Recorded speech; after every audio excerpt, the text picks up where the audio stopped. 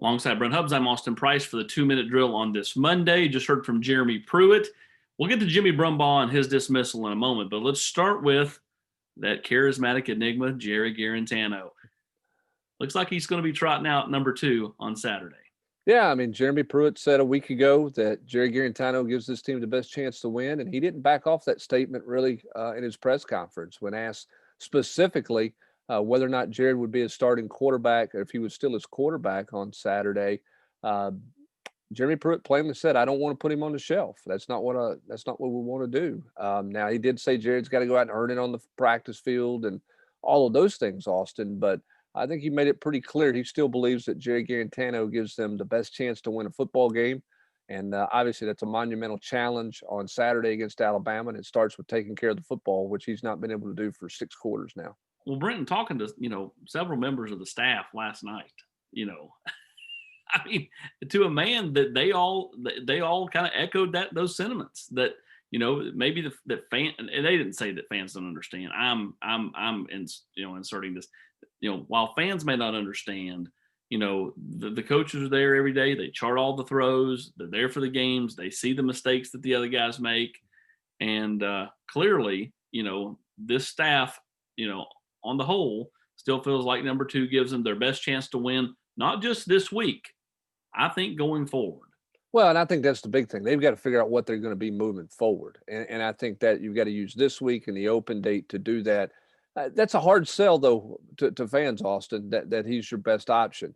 It's clearly an indictment in the fans' minds, and to the media, too. It's an indictment about the guys that they have behind him that nobody's pushing and nobody's, taking the job from him when Jared's played as poorly as he has for the last 6 quarters of football. The other thing that I think is a bit of a hard sell is you've seen some other places where a quarterback has played either by default due to an injury or whatever. And exactly. That's the best example.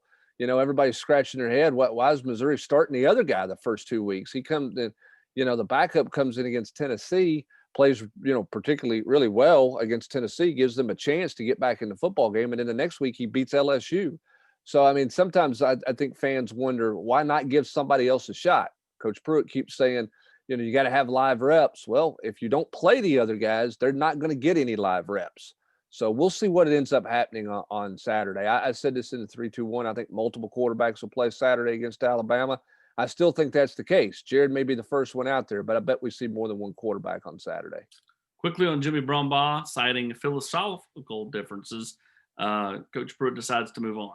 Yeah, I mean, and he was complimentary of Jimmy Brumbaugh in terms of how much he knows about football and his smarts, and he would do well at his next place.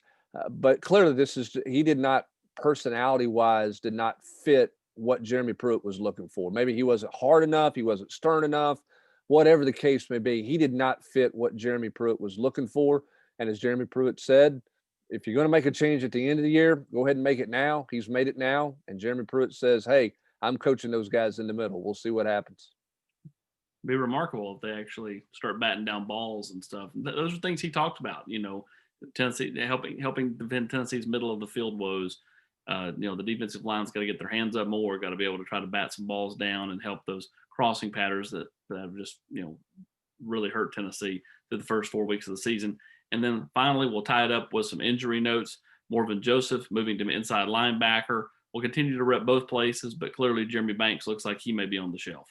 Yeah, I think Banks with that injured foot, he left Neyland Stadium and spent the second half in a walking boot on the sideline. And so I think with that situation and their lack of depth at the inside linebacker position, Morven Joseph is going to work there, continue to be an outside pass rusher as well. We'll see where Alontae Taylor is a little bit later in the week as he continues to battle that hamstring. And then on the offensive side of the ball, sounds like Carvin may be ready this week. We'll see where Jameer Johnson is and Wanya Morris is as well. Because if Wanya Morris is not 100%, what do they do at left tackle? Is Jameer Johnson going to be able to go? And if not, is that Cade Mays at left tackle? We got a series of that on Saturday.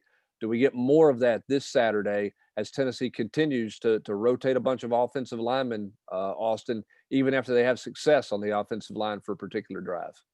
So to recap, Jimmy Brumbaugh out with philosophical differences, a couple of injury notes, and then Alan Harper, still the quarterback for the Tennessee Volunteers, as they get ready for Alabama coming up this weekend.